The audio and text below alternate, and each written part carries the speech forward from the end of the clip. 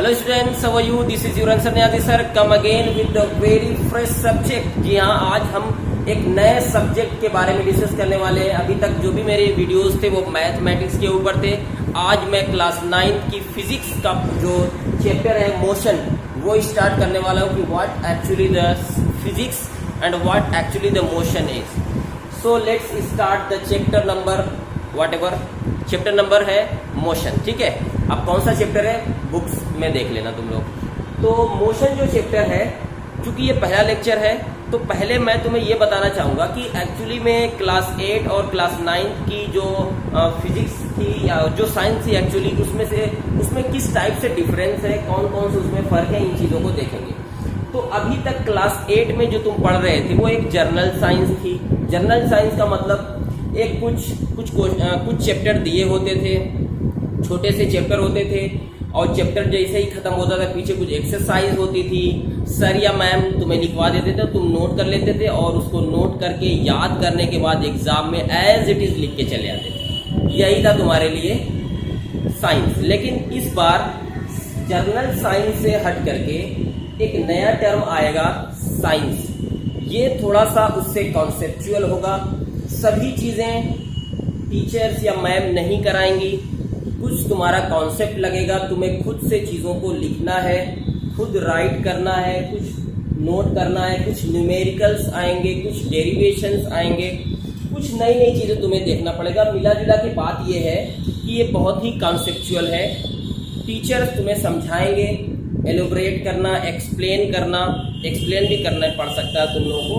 तो ये इस टाइप से इसमें कुछ चीज़ें इंक्लूड हो जाएगी, तुम्हारा खुद का माइंड लगने वाला है। ठीक है ना? तो अभी तक जो तुम रट्टा मारते थे, चीज़ों को रट करके एज इट इज़ लिख के आते थे, ऐसे नहीं चलने वाला। यहाँ पे रटने वाला कॉन्सेप्ट ख़त्म, समझने वाला शुरू होता है। ठीक है, तो क्लास 9 का जो चैप्टर है मोशन को स्टार्ट करने से पहले एक टर्म मैं यहाँ पे लिखा हूँ, मैग्नीट्यूड। पहले इसको समझो, क्योंकि जब तुम फिजिक्स पढ़ोगे ना बेटा, बार बार मैग्नीट्यूड का वर्ड आएगा। ठीक है, तो पहले ये देखते हैं कि मैग्नीट्यूड एक्चुअली में क्या होता है। तो एक्चुअली में मैग्नीट्यूड जो होता है ये एक नंबर होता है जो किसी भी फिजिकल क्वांटिटी को बताता है। जैसे मैं कहूँ, जैसे मैं अपना वेट है ना, मैं कहूँ कि मैं 75 kg हूँ, है ना। 75 kg अगर मैंने अपने आप को बोला 75 kg, ठीक है, तो 75 क्या है? ये नंबर को शो कर रहा है, कुछ बता रहा है, कुछ नंबर के बारे में बता रहा है। यही होता है मैग्नीट्यूड, है ना। तो स्पेशली लिखोगे magnitude refer to the quantity और distance it is associated with physical quantity. यानी एसोसिएटेड विद फिजिकल क्वांटिटी का क्या मतलब होता है? देखो, फिजिकल क्वांटिटी का मतलब ये होगा कि हम उसको मेजर कर सकें। जैसे मान लो कि अगर हम बात करें मैग्नीट्यूड कितना इंपॉर्टेंट है, जैसे मैं तुमसे कितना प्यार करता हूँ, है ना। सभी टीचर अपने स्टूडेंट से बहुत बहुत बहुत प्यार करते हैं, फिर भी बच्चों को लगता है अरे यार सर मुझे बहुत मारते रहते हैं। तो ऐसी बात नहीं है।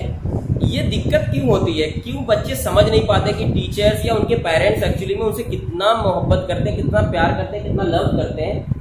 वो इसीलिए इतना कॉन्फ्लिक्ट होता है क्योंकि बच्चे समझ नहीं पाते वो अपनी फीलिंग्स, अपने लव, या मैं तुमसे कितना प्यार करता हूँ, अपने स्टूडेंट से कितना प्यार करता हूँ, मैं दिखा नहीं सकता। तुम मुझसे कितना कर रहे हो? सभी स्टूडेंट, बेशुमार स्टूडेंट मुझसे बहुत प्यार करते हैं, है ना, बहुत वो लव करते हैं, बहुत मानते हैं मुझे, लेकिन कितना मानते हैं मुझे पता नहीं। उसी तरीके से हम भी तुम लोगों से या सभी टीचर कितना प्यार करते हैं, तुम्हारे पेरेंट्स, तुम्हारे मम्मी पापा, तुम्हारे भाई बहन तुमसे कितनी मोहब्बत करते हैं, कितना प्यार करते हैं, वो दिखा नहीं पाते। तो ये बात समझ में आ रही है कि कितना इंपॉर्टेंट है मैग्नीट्यूड। तो मैग्नीट्यूड अगर न हो तो बात नहीं बनेगी। इसीलिए लड़ाई झगड़ा भी होता रहता है ना। भाई बहन में भी लड़ाई झगड़ा होता है, लेकिन एक्चुअली में भाई बहन भी बहुत एक दूसरे से प्यार करते हैं, मोहब्बत करते हैं। ठीक है, तो ये है यहाँ पे कि magnitude refer to the quantity और distance it is associated with physical quantity. यानी ये फिजिकल क्वांटिटी से एसोसिएटेड होता है। अब एक टर्म आया यहाँ पे, फिजिकल क्वांटिटी। अब देखो, फिजिकल क्वांटिटी को समझने से पहले एक चीज और यहाँ पे मैंने लिखा हुआ है, फिजिकल क्वांटिटी और नॉन फिजिकल क्वांटिटी। हालांकि इसको पढ़ना नहीं है, नॉन फिजिकल क्वांटिटी इसको पढ़ना नहीं, लेकिन समझना बहुत ज़रूरी है। तो जितने भी हमारे आसपास जो भी चीज़ें हैं, जितनी भी क्वांटिटी है, हम उनको दो कैटेगरी में रख सकते हैं, एक फिजिकल क्वांटिटी और एक नॉन फिजिकल क्वांटिटी। देखो physical quantity are those quantity that can be measure either directly or indirectly. यानी फिजिकल क्वांटिटी वो क्वांटिटी होती है जिसको या तो तुम डायरेक्टली मेजर कर सकते हो या फिर इनडायरेक्टली मेजर कर सकते हो। मीन्स मेजर कर सकते हो, वो फिजिकल क्वांटिटी हो जाएगी। जैसे मैंने यहाँ पर कुछ एग्जांपल लिख रखे हैं, जैसे कि स्पीड, मास, टेम्परेचर, लेंथ, फोर्स, और भी कुछ चीजें इसमें इंक्लूड कर सकते हो, वेलोसिटी, डिस्प्लेसमेंट, एक्सेट्रा। यानी इन चीजों को देखो।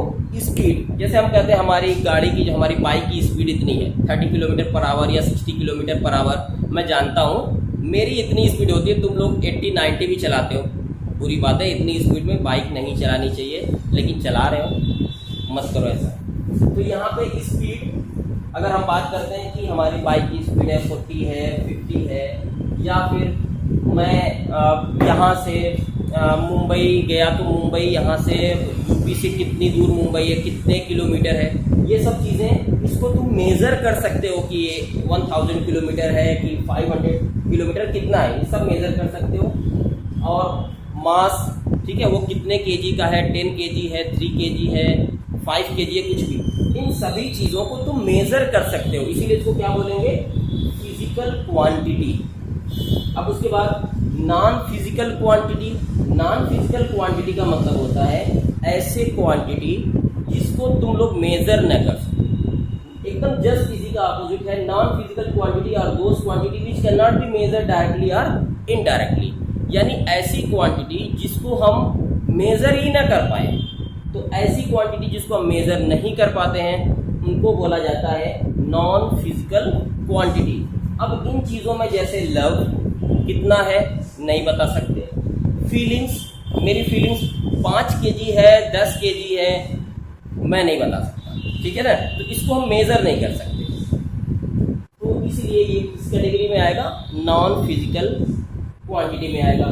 हेट्रेट, कौन किसे कितनी नफरत करता है ये भी हम दिखा नहीं सकते, बता नहीं सकते, ठीक है, तो ये आ जाएगा तुम्हारा नॉन फिजिकल क्वांटिटी। अब उसके बाद फिजिकल क्वांटिटी, इसको हमें पढ़ना ही नहीं है, फिजिकल क्वांटिटी को हमको पढ़ना है। तो फिजिकल क्वांटिटी देखो,